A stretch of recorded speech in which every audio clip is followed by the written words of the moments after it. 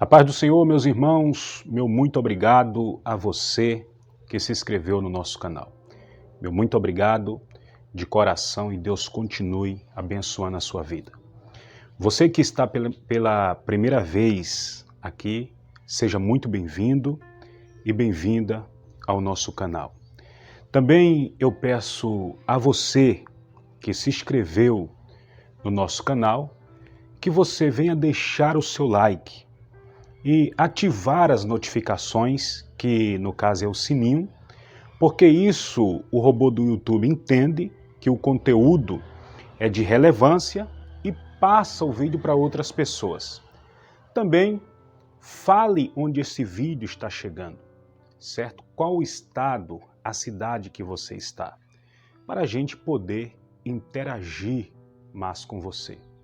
Para aqueles que não me conhecem, eu sou Luciano Alves, nós somos pastores dirigentes na cidade de Nova Rosalândia, Tocantins. A igreja é a Assembleia de Deus Ministério de Madureira, pertencemos ao campo de Fátima e temos como pastor presidente desse campo, o pastor Silvano Cardoso e sua muito digna esposa, pastora Maria Ibanilza, os quais nós temos um grande apreço.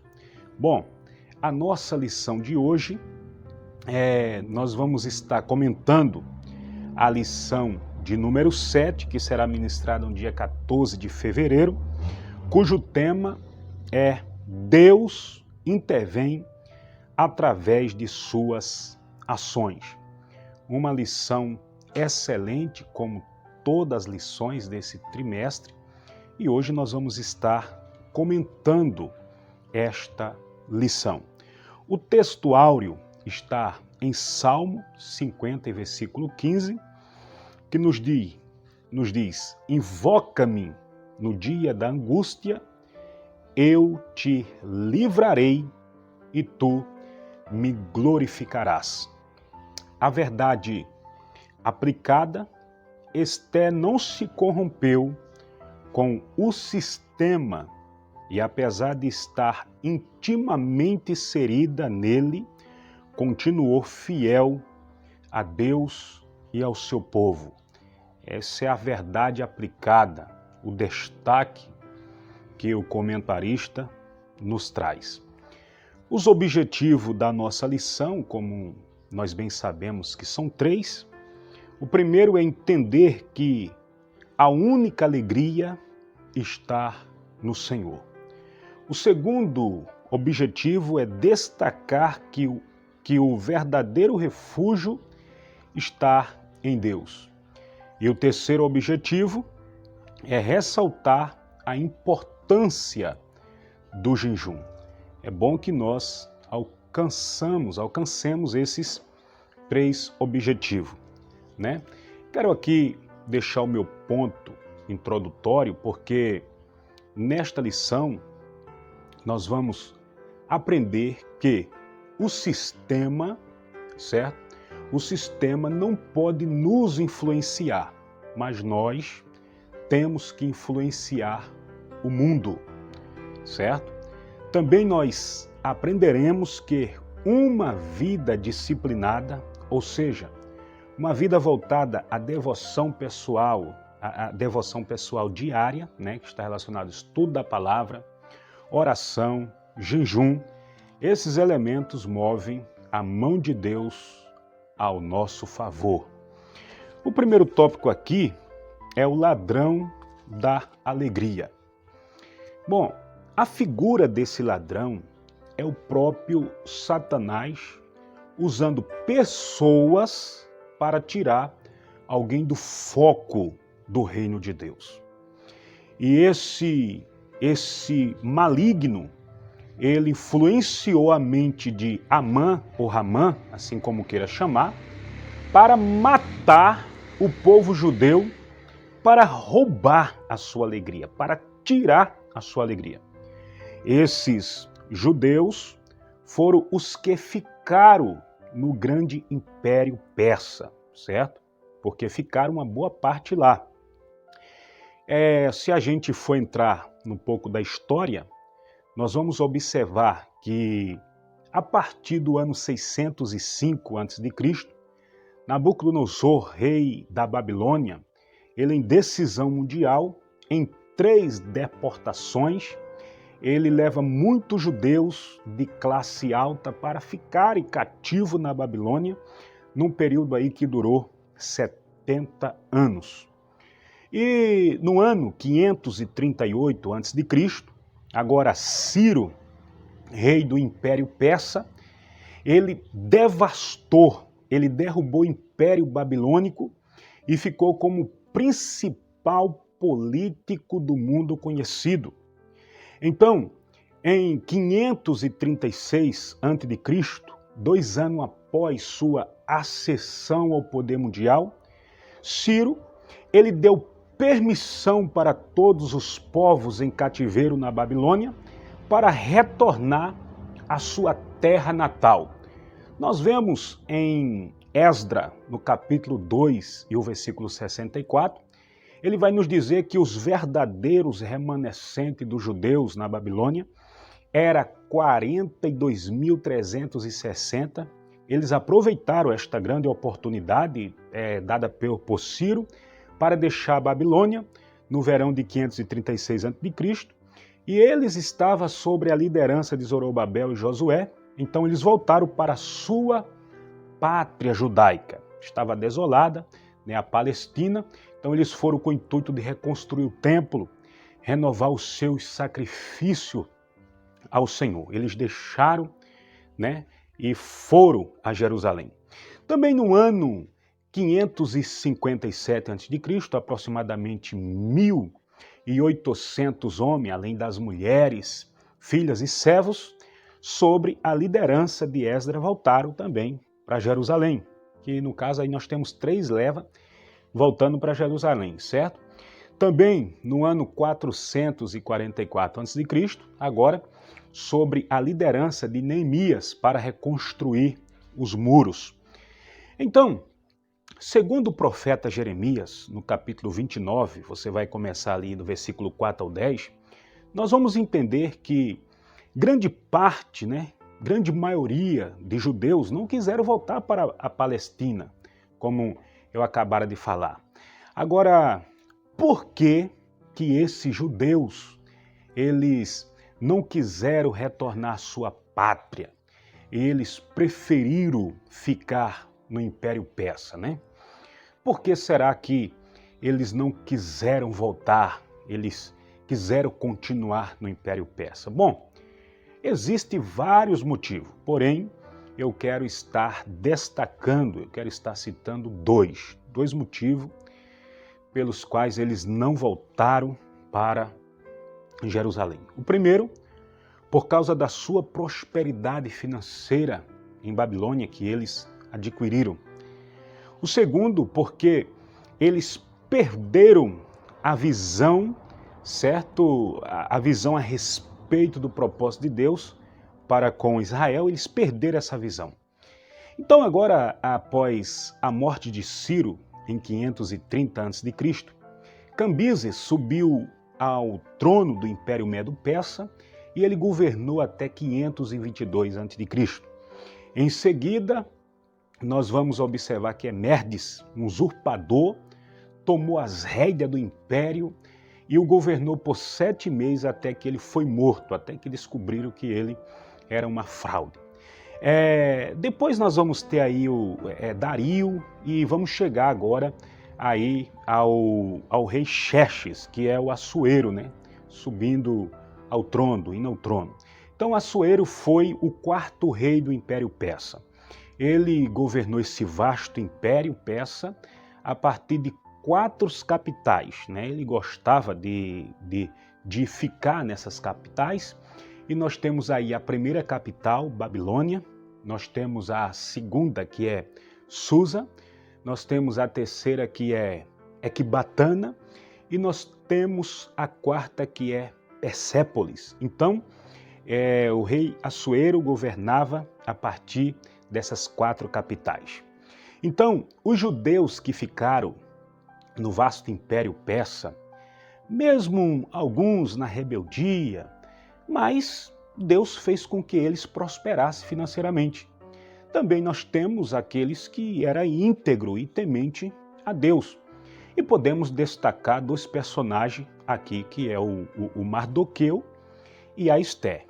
Então, nós vamos observar que os judeus que ficaram no Império Persa, mesmo sem ser na sua terra natal, mas estavam felizes por ter prosperado financeiramente naquele lugar, em uma terra estranha, né?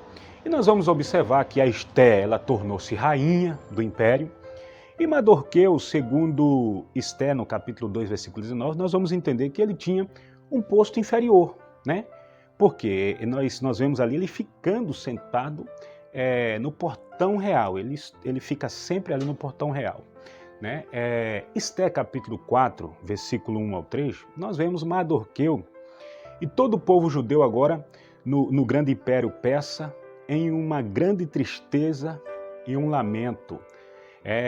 Nós vamos observar que algo aconteceu. Então, quem foi o protagonista que tirou a alegria do judeu, né? Quem foi?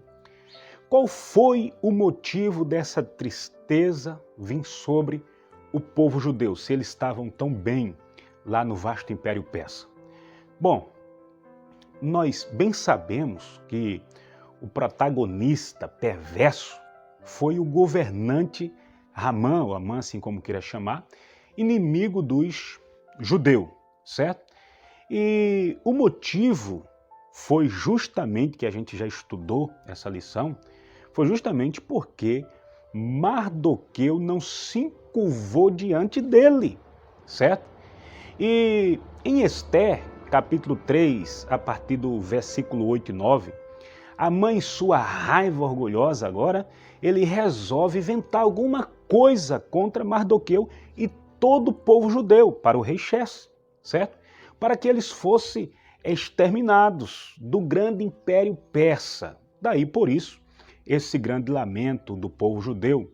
Por isso, vemos o bispo Abne usar o termo o ladrão da alegria, certo? No 1.1, lidando com as adversidades.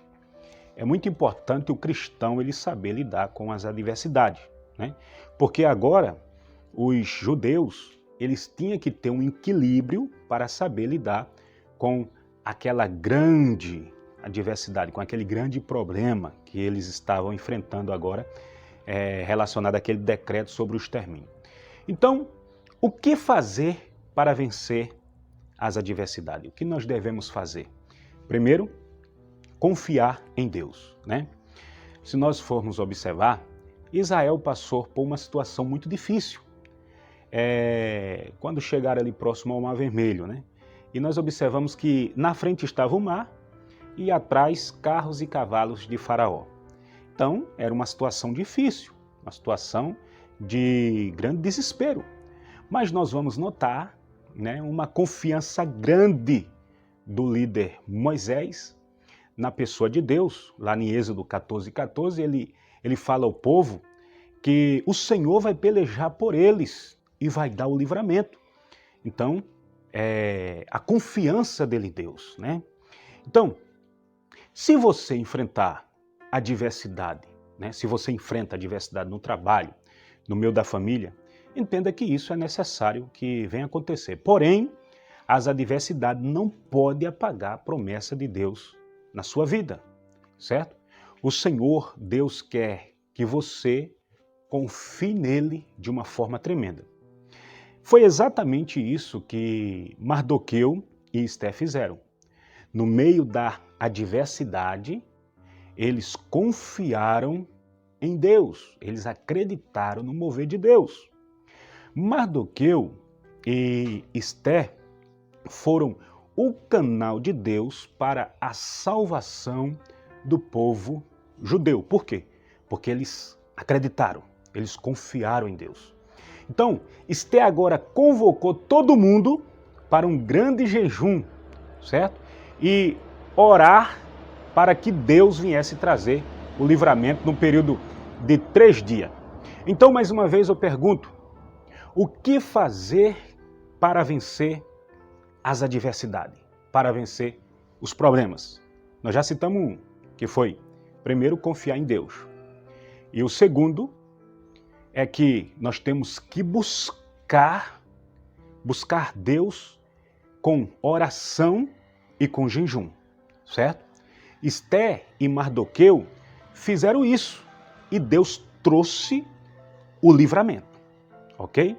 Vamos agora para o 1.2. A alegria da salvação. Deixa eu falar uma coisa aqui. Problemas não roubam a alegria do cristão. Não pode, certo? A não ser que ele permita, a não ser que ele venha permitir. Quando nós lemos a história de Israel, principalmente aqueles que saíram do Egito, observamos que eles não sabiam lidar com os problemas, né, que surgia ali na sua frente. E com isso não tinha uma alegria em Deus, certo? Porque a vida deles era só reclamar e reclamar. Eles não tinham uma alegria no Senhor. A alegria, meus irmãos, é um estado de contentamento. E isso os israelitas que saíram do Egito, eles não tinham. Eles não visavam a promessa de entrar em uma terra que mana leite e mel. Eles só olhava, só focava para o problema. Isso é um grande erro. E você? Você é aquele que foca no problema, certo? Ou você foca na promessa que ele lhe fez? Porque quando nós lemos 1 João 2,25, João vai dizer, e esta é a promessa que ele nos fez, a vida eterna. Então essa é sua promessa, você tem que focar nisso. A única coisa que pode roubar a minha alegria, a sua alegria, é o pecado. Veja o Salmo 51:12, o salmista diz, torna-me a dar a alegria da tua salvação. Davi estava pedindo um renovo a Deus, porque Davi ele tinha pecado com Betseba, certo? Então ele perdeu esta alegria. Então, saiba lidar com os problemas que vêm ao seu encontro e mantenha conservado a sua alegria com Deus. Quando nós vamos observar uma fala de Paulo em Filipenses, capítulo 4, versículo 12, ele diz que sabe estar abatido e também sabe ter em abundância. Ele fala que em toda maneira e em todas as coisas ele foi instruído, tanto a ter fartura, como a ter fome, tanto a ter abundância, como a padecer necessidade. Então, independentemente, seja qual for o problema que você estiver enfrentando, saiba lidar com esses problemas, porque Deus trará o escape para a sua vida. Esther, se você observar, ela não ficou desesperada, ela não ficou perturbada, ela tinha uma confiança firme que da parte de Deus vinha o livramento, certo? Vamos agora concluir esse primeiro tópico com 1.3. A verdadeira alegria está em servir ao Senhor. Bom, existem momentos difíceis que enfrentamos, certo? Que ficamos até tristes, abatidos. Quando lemos o Salmo 42, versículo 5, o salmista vai dizer, porque está abatida, ó minha alma? E por que te perturbas dentro de mim? Espera em Deus, pois ainda o louvarei pela salvação que há na sua presença. Também se nós analisarmos em Marcos 14:34, Jesus falou, a minha alma está profundamente triste até a morte. Observamos que quando Jesus disse estas palavras, ele estava no jardim do Getsêmani, no Monte das Oliveiras, com os seus discípulos, certo? E isso antes dele ser entregue à crucificação. Por isso ali ele diz, a minha alma está profundamente triste até a morte. Então, nós podemos sim, certo? Sentir esses sentimentos de tristeza em momentos de dor, em momentos de dificuldade. Mas isso não nos impossibilita de continuarmos servindo ao Senhor Jesus, certo? Então, eu quero destacar algo aqui sobre a verdadeira alegria. podemos destacar dois tipos de alegria. A primeira alegria, a alegria humana, certo? A segunda alegria, a alegria divina. A alegria humana, ela está baseada naquilo que nós temos. Ou seja, ela vem de fora para dentro, certo? E para aquelas pessoas que não são cristãs, esta alegria muitas das vezes é produzida através de bebidas e de drogas, certo? A alegria divina, ela é produzida pela pessoa bendita do Espírito Santo. Ela nasce dentro de cada um de nós. Quando nós lemos Gálatas 5:22, nós vamos ver que o fruto do Espírito é o amor, o gozo, a paz, a longanimidade, a benignidade, a bondade, a fé e a mansidão e temperança, certo? Então nós vemos ali no capítulo 4 e versículo 1, nós vemos que Mardoqueu, ele inicia uma lamentação pública bem na frente do portão do rei, né? Agora, mas isso não fez ele perder a fé em Deus, certo? E nem em servi-lo. Ele não fez ele perder a alegria em Deus e nem servir ao Senhor. Ele continuou firme na presença de Deus. Então aqui nós finalizamos este primeiro tópico. Finalizando aqui o primeiro tópico, vamos agora para o segundo. O verdadeiro refúgio está em Deus, certo? Temos que ressaltar a coragem de Esther. É certo que alguns estudiosos podem até criticar Esther por sua aparente falta de preocupação com a situação dos judeus, porque se nós observarmos Esther capítulo 4, versículo 1 ao 4, né? De fato, nós vemos que Esther tentou mudar a mente de Mardoqueu quando ele começou a jejuar e a clamar. Ela tentou mudar aquela situação. Porém, nós temos que entender que Esther ficava muito isolada, né? Ela ficava muito isolada dos verdadeiros assuntos da corte. E havia um mês que ela não entrava na presença do rei. Então ela não estava sabendo de nada, né? Por isso que ela tentou mudar a mente de Mardoqueu mediante aquele comportamento dele.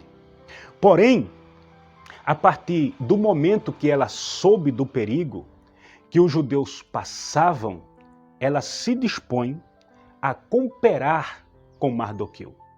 Então, nós vemos Esther colocando a sua vida em risco, porque o rei Assuero era uma pessoa de humor variável, e ele poderia matar Esther com a mesma facilidade que mandou Vaste embora, né? Destituiu ela do trono, mandou ela embora. Então, mesmo colocando a sua vida em risco, ela sabia que seu refúgio estava no Senhor. Então, nós temos que ter a confiança que o nosso refúgio está na pessoa de Deus. Vamos agora para o 2.1. A única saída era o Senhor. A única saída em momentos difíceis sempre é Deus, certo? O que fazer quando não encontramos uma saída? O que eu devo fazer?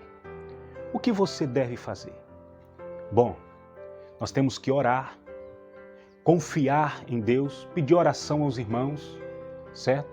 Porque confiar em Deus, orar, é a melhor coisa que devemos fazer em situações difíceis. Temos que admirar, sim, a atitude e reação sensível e espiritual de Esther. Nós temos que admirar isso. Ela pediu oração, porque ela sabia que ela ia à presença do rei. E ela indo à presença do rei, isso poderia significar morte para ela, salva, se ele apontasse o cetro para ela. Em Romanos 12:1, Paulo vai dizer: rogo-vos, pois, irmãos, pela compaixão de Deus, que apresentei os vossos corpos em sacrifício vivo, que é vosso culto racional.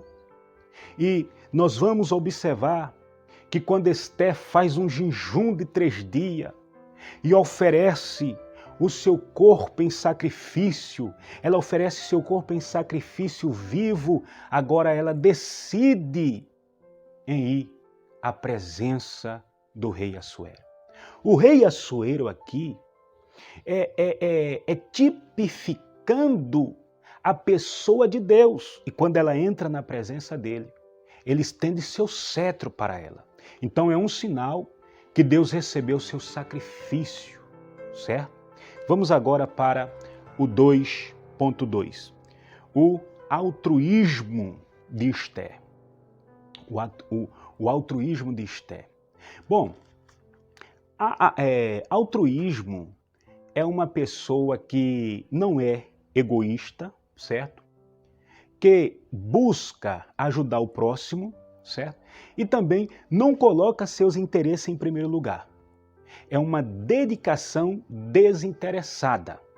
Então nós vamos observar em Esther capítulo 4 e o versículo 4, esse altruísmo em Esther.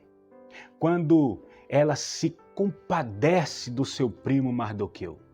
E observe bem que ela ainda não sabia o porquê do lamento de Mardoqueu. Agora, quando nós lemos os versículos 7 e 8, nós entendemos que ela fica sabedora, que ela fica sabendo de tudo o que está acontecendo com Mardoqueu. Vamos agora finalizar esse tópico, 2.3, o bálsamo do amor de Deus. Vamos estar finalizando esse tópico, comentando aqui o 2.3, né? O bálsamo do amor de Deus. Esther 3 e 7, Amã e seus adivinhos, eles lançaram a sorte, que isso quer dizer em hebraico pur, certo? Para determinar o dia da execução ali do judeu, do extermínio do judeu. Então, segundo Champlin, a religião babilônica afirmava que os deuses se reúnem no começo do ano novo, que isso é Nissan, março, abril, certo? A fim de determinar a sorte dos homens. Então, nós vamos observar que qualquer oráculo obtido naquele mês seria propício e considerado dotado de poder diante dos deuses, né? Que ainda estava ali no estágio do planejamento, do extermínio e aquela coisa toda. Então, o pur, ou sorte, era um meio comum de adivinhação. Então, a sorte provinha uma resposta de sim ou de não. Então, Amã naquele momento, o Ramã, como você queira chamar, também ele se ofereceu para conseguir uma bagatela de 10.000 talentos de prata, que, segundo Champlin, segundo Isby, vai dizer que era aproximadamente 25 milhões de dólares. Então, ele queria arrumar isso aí para que o rei autorizasse a matança de todo judeu. Queria arrumar para o rei autorizar. E nós já comentamos em outra aula que o Amã mentiu ao rei a respeito dos judeus, né? Então, de forma insensata, o que é que o rei Assuero faz? Assuero, ele dá a Amã seu anel de autoridade, né? Para agir sem perceber que estava colocando a vida da sua rainha, a vida de Esther em risco. Ele dá autoridade agora para o Amã. Então nós comentamos no 2.1 que Deus socorre Esther, né? E deste decreto ela sai vitoriosa. Ela sai uma pessoa alegre com a vitória, porque Deus respondeu às suas orações. Então, o terceiro tópico, nós vamos ver a importância do jejum. Bom, nós temos que entender primeiro que jejum não é um mandamento, certo? Ele faz parte, sim, da nossa vida devocional. Porém, quando nós vamos ler Mateus capítulo 16 e até o versículo 18, Jesus, ele fala algo muito importante. Ele diz, quando jejuardes, não vos mostreis constritado como os hipócritas, porque eles desfiguravam o rosto com o fim de parecer aos homens que estavam jejuando. Aí Jesus disse assim, em verdade, já receberam a sua recompensa, o seu galardão. Aí ele começa ensinando os discípulos, tu, porém, quando jejuardes, unge a tua cabeça e lava o teu rosto, certo? Com o fim de não parecer aos homens que você está jejuando, mas sim ao seu Pai. E em secreto, o teu Pai, que vê ali em secreto, ele nos recompensará, ele te recompensará. Então, segundo Luciano Subirá, ele diz que Jesus ali, embora não esteja dando um mandamento, não esteja mandando jejuar, as palavras de Jesus revelam que ele esperava de nós essa prática, que ele esperava de você essa prática, que ele esperava de mim essa prática. Ele nos instruiu até na motivação correta que se deve fazer ao jejum. Então, quando disse ali que o Pai recompensaria a atitude correta do jejum, nos mostrou que a prática do jejum produz um resultado extraordinário para a nossa vida. E nós devemos sim jejuar, certo? Esther nos ensina que a oração e o jejum nos deixa mais sensíveis à pessoa do Espírito Santo. Nos deixa uma pessoa mais íntima à pessoa do Espírito Santo. Então, nós temos que entender que o propósito primário do jejum é mortificar a carne. Então, o que nos fará suscetíveis à pessoa bendita do Espírito Santo. Segundo Kenneth Hagin, o jejum não muda a pessoa de Deus.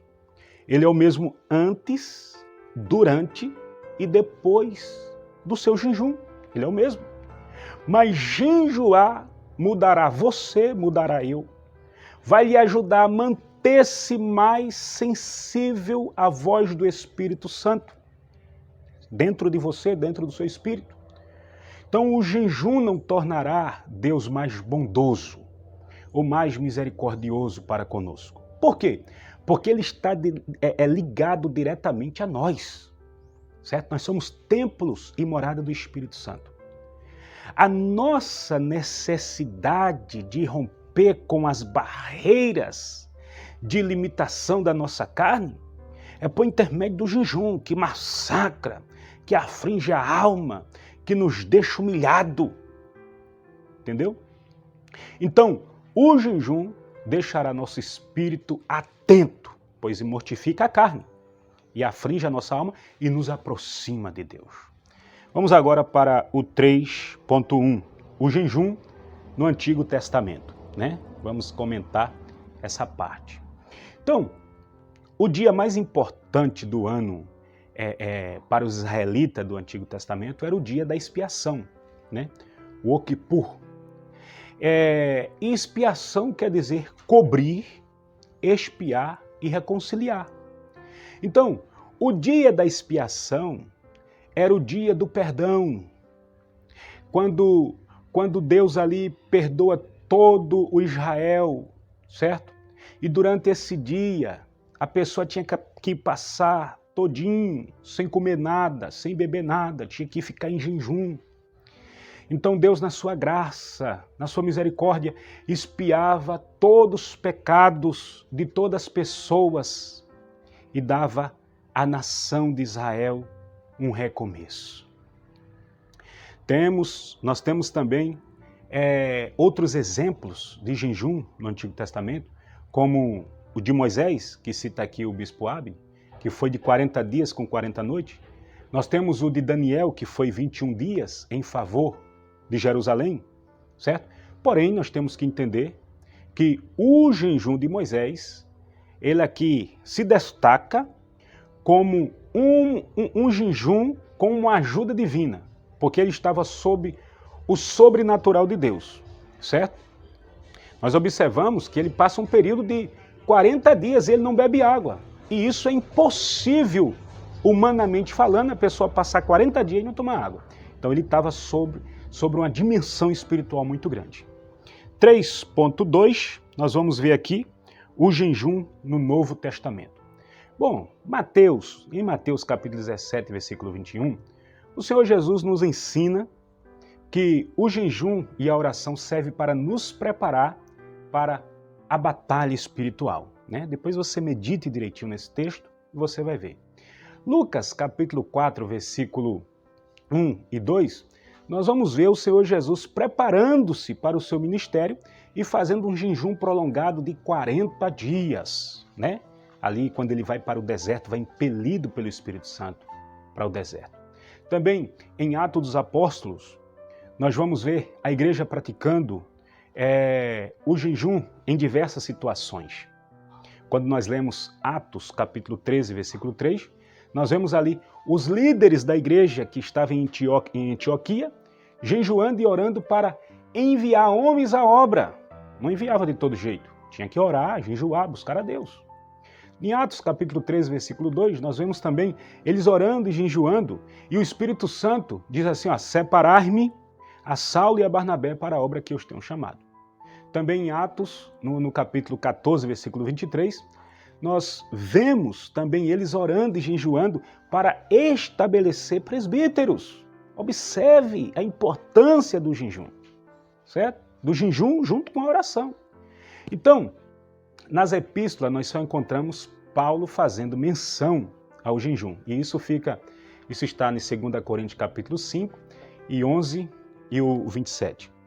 Então, nós não devemos desprezar essa prática, pois o jejum faz parte da nossa vida devocional. Vamos agora concluir. 3.3. O que Jesus ensinou sobre o jejum? Né? Segundo, vamos aqui pegar o Luciano Subirá de novo. Segundo Luciano Subirá, ele diz que algumas pessoas dizem que se as epístolas não diz nada sobre o jejuar, é porque não é importante, certo? E desprezam o ensino de Jesus sobre o jejum. E segundo ele, fala que isso está errado. Também eu acredito assim. Acredito que você acredita assim também. Jesus não veio ensinar os judeus a viverem bem a velha aliança, certo? Ele veio instituir a nova aliança e todos os seus ensinos apontavam para as práticas do reino de Deus. Então, quando ele estava para ser assunto ao céu, ele deu ordem aos seus apóstolos, né, que ensinasse as pessoas a guardar tudo o que ele tinha ordenado. Nós vemos isso em Mateus 28, ali o versículo 20. Inclusive o modo correto de jejuar, certo? Então, o próprio Jesus, nós observamos que ele praticou o jejum. E lá nós lemos em Atos que os líderes da igreja também jejuavam, fazia isso.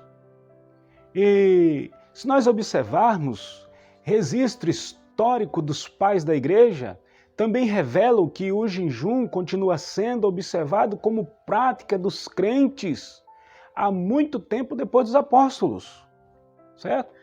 Então, o jejum, ele deve ser parte de nossas vidas e praticado de forma equilibrada, certo? Para que não venhamos fazer sacrifício de tolo, dentro de um estudo bíblico, dentro de um ensinamento bíblico. Você e eu temos que praticar o jejum junto com a oração, com o estudo da palavra, e nós termos uma vida poderosa em Deus. Ainda que o jejum não seja um mandamento, mas tem ensinamentos de Jesus, tem ensinamento dos apóstolos, tem a igreja de Antioquia, vários líderes ali jejuando, orando, buscando a Deus, para Deus trazer uma resposta. Então, eu e você, para nós sermos poderosos na mão de Deus, nós temos que jejuar e orar para que as forças infernais deixem as vidas que estão aprisionadas. Então, uma lição extraordinária que nós aprendemos no dia de hoje. Se você gostou do conteúdo, deixe seu like para que o robô do YouTube entenda que o conteúdo é relevante e passe para outras pessoas. Se você não é inscrito no nosso canal, se inscreva no nosso canal. E também você pode compartilhar esse vídeo com os seus amigos. Deus abençoe sua vida e até o próximo comentário da lição 8.